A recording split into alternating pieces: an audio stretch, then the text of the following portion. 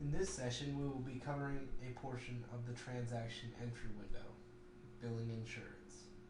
We're going to start with a few conditions that must be met for an insurance claim to be printed. First, there must be an insurance company selected in the billing options screen of transaction entry. It will display right here in Bill 2. Second, the checkbox must be marked to bill insurance or it will say yes here. Third, the insurance responsibility in the bottom right must be a positive dollar amount.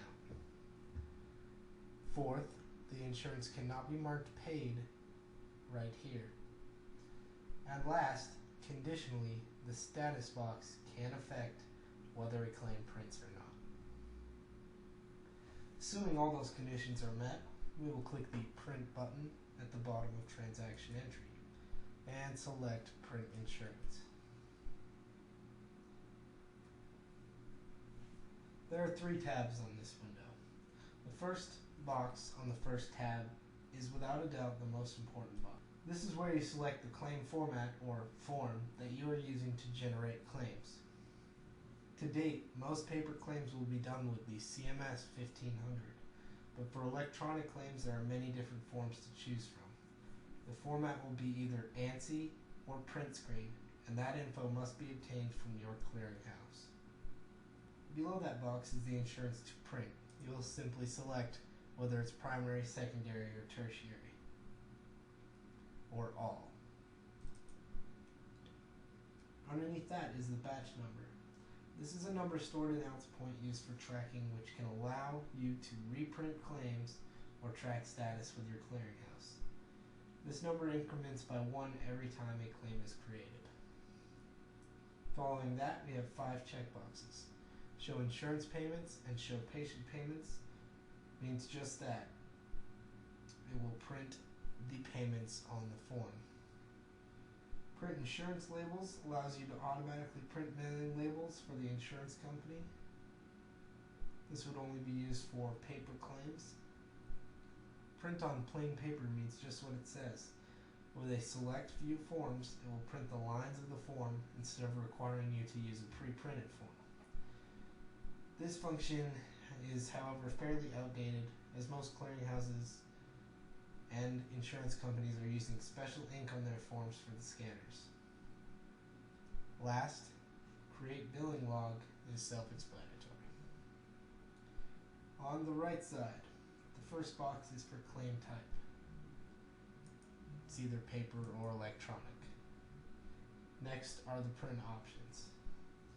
You have the option to print pending claims only, print all unpaid claims, or reprint all claims.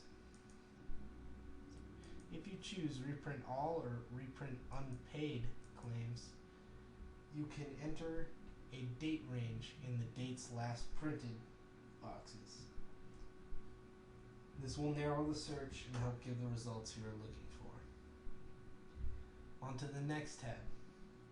This tab displays many of the fields that you can select a range of. Any claims that do not meet these ranges here will be filtered out. The last tab, the Filters tab, allows you to pick more filters from any of the data files that the insurance form is getting information from. This is just for fields that are not displayed already on the Ranges to Print tab.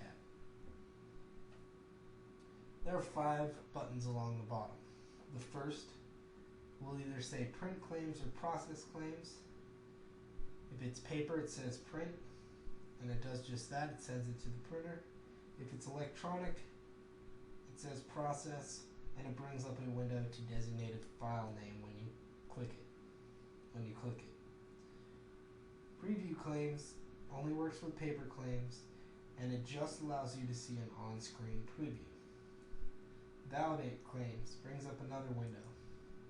This window allows you to select filters that must apply to the claims.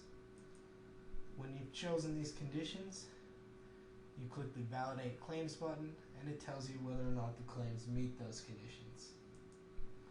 Profile allows you to choose a profile to use which is covered in the profile report session.